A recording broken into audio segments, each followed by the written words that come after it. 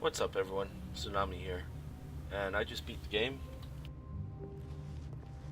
However, I'm back where I started. Not on the title screen, not on a credit screen. Back where I started. There must be some way to beat this game. There must be something. All of his co-workers were gone. What could it mean? Stanley decided to go to the meeting room. Perhaps he had simply missed a memo. No matter how hard Stanley looked, he couldn't find a trace of his co-workers.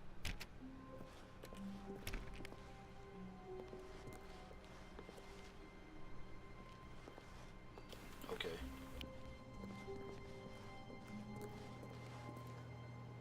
There has to be like some kind of thing that I'm missing here. Awaiting input.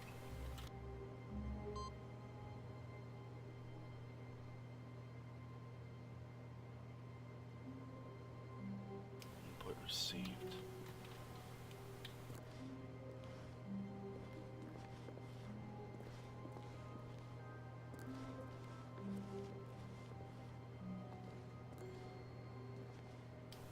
Access.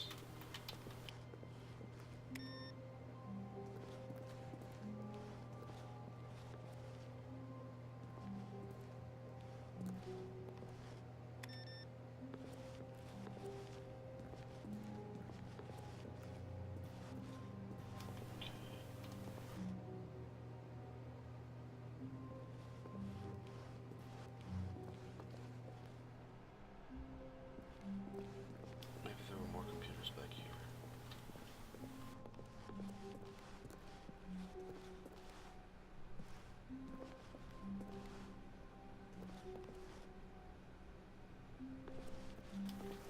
That's just great. Who farted?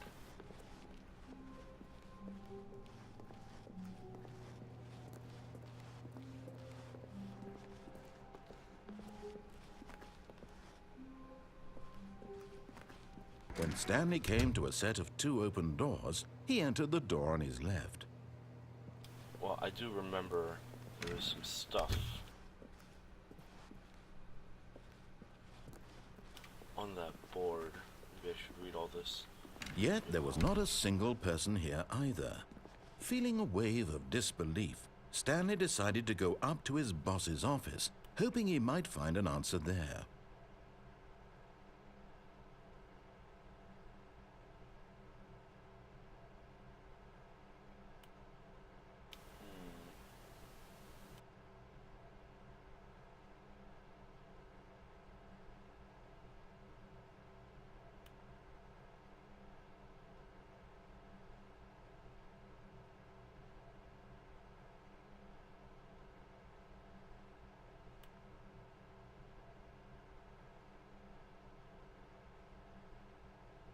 Stanley just stood there doing nothing at all. He seems to think I have nothing better to do with my time than to sit around and describe every fascinating little detail of his inability to do anything.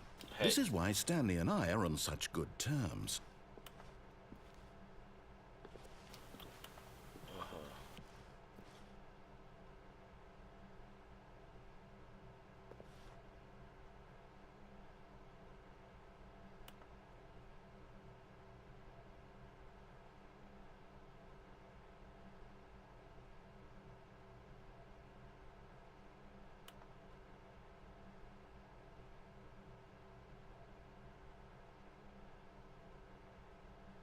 Death sport.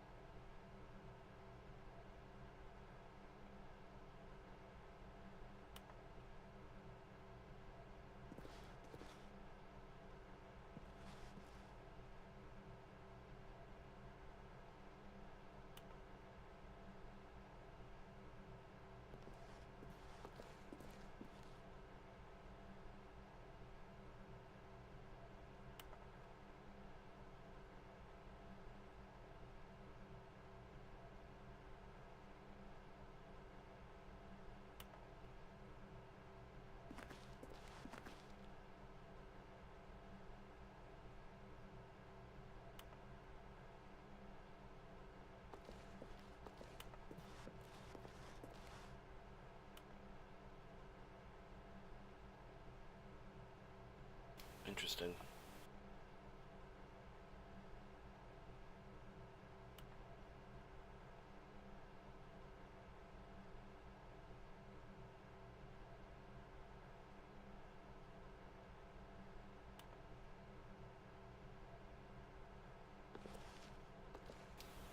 Something's been erased.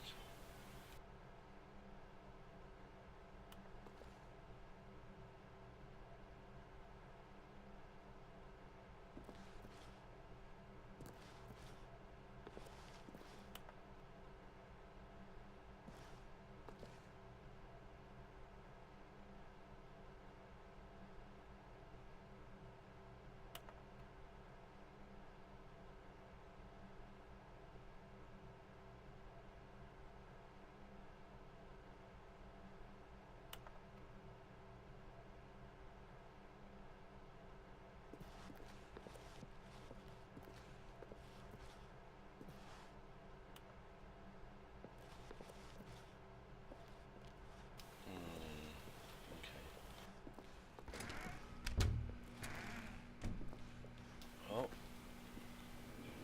Stanley stepped into the broom closet, but there was nothing here, so he turned around and got back on track. really? There was nothing here.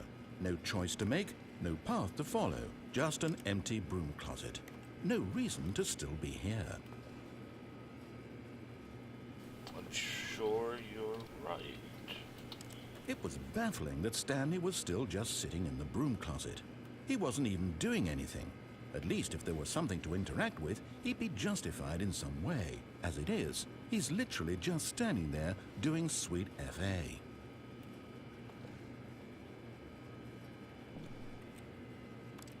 Are you really still in the broom closet? Standing around doing nothing? Why? Please offer me some explanation here. I'm genuinely confused.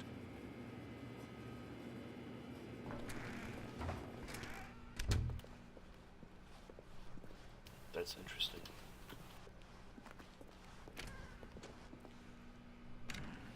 It's one of the few doors I can open and close. See, it's locked now. Interesting. Broom closet. Coming to a staircase, Stanley walked upstairs to his boss's office. It's downstairs.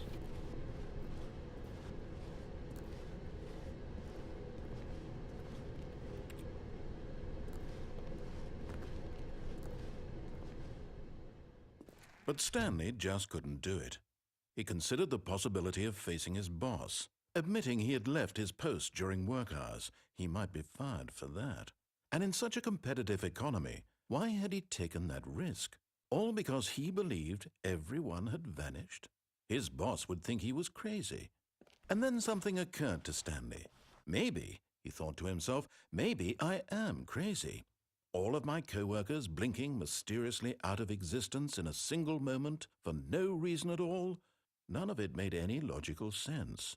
And as Stanley pondered this, he began to make other strange observations. For example, why couldn't he see his feet when he looked down?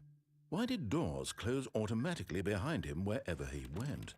And for that matter, these rooms were starting to look pretty familiar. Were they simply repeating? No, Stanley said to himself, this is all too strange. This can't be real. And at last, he came to the conclusion that had been on the tip of his tongue. He just hadn't found the words for it. I'm dreaming, he yelled. This is all a dream. Oh, what a relief Stanley felt to have finally found an answer, an explanation. His co-workers weren't actually gone. He wasn't going to lose his job. He wasn't crazy after all. And he thought to himself, I suppose I'll wake up soon. I'll have to go back to my boring real-life job pushing buttons. I may as well enjoy this while I'm still lucid. So, he imagined himself flying and began to gently float above the ground. Then he imagined himself soaring through space on a magical starfield, and it too appeared. It was so much fun, and Stanley marveled that he had still not woken up. How was he remaining so lucid? And then perhaps the strangest question of them all entered Stanley's head. One he was amazed he hadn't asked himself sooner. Why is there a voice in my head dictating everything that I'm doing and thinking? Now the voice was describing itself being considered by Stanley, who found it particularly strange. I'm dreaming about a voice describing me, thinking about how it's describing my thoughts, he thought. And while he thought it all very odd and wondered if this voice spoke to all people in their dreams, the truth was that, of course, this was not a dream. How could it be? Was Stanley simply deceiving himself, believing that if he's asleep, he doesn't have to take responsibility for himself? Stanley is as awake right now as he's ever been in his life. Now, hearing the voice speak these words was quite a shock to Stanley. After all, he knew for certain, beyond a doubt, that this was in fact a dream. Did the voice not see him float and make the magical stars just a moment ago? How else would the voice explain all that? This voice was a part of himself too. Surely, if he could just... He would prove it. He would prove that he was in control, that this was a dream. So he closed his eyes gently, and he invited himself to wake up.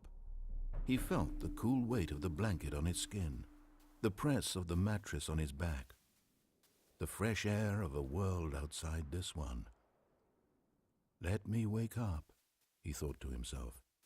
I'm through with this dream. I wish it to be over. Let me go back to my job. Let me continue pushing the buttons. Please, it's all I want. This is slightly creepy. I want my apartment, and my wife, and my job.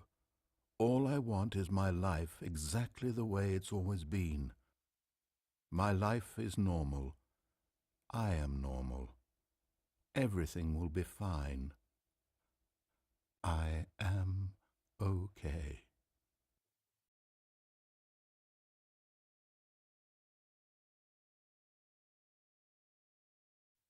Stanley began screaming. Please, someone, wake me up. My name is Stanley. I have a boss. I have an office. I am real. Please, just someone tell me I am real. I must be real. I must be. Can anyone hear my voice? Who am I? Who am I? And everything went black.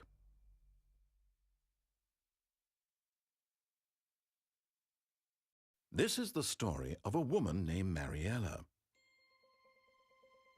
Mariella woke up on a day like any other.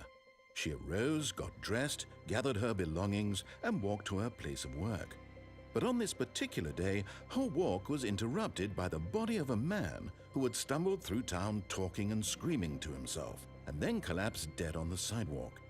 And although she would soon turn to go call for an ambulance, for just a few brief moments she considered the strange man.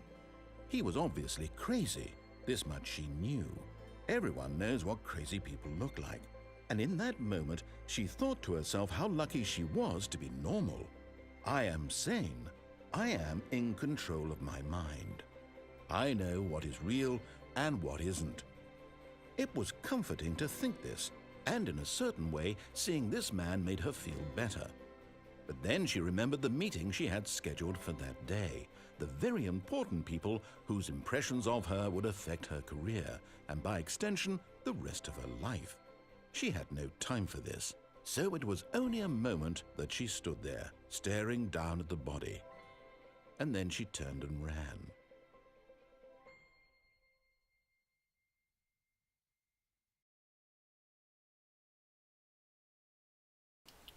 Okay, so apparently I'm back in the office. Maybe there's just... Okay. The end is never the end. Okay, I get it now. So there are multiple, quote, endings, I suppose. That was just one of them.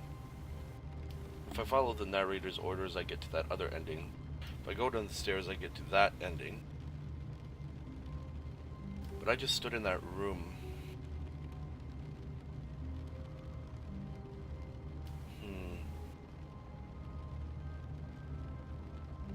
That broom closet was quite intriguing.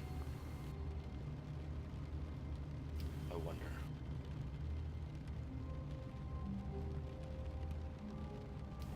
interesting. Anyway, thanks for watching, guys. I guess I will try to end the game a third time. Thanks for watching.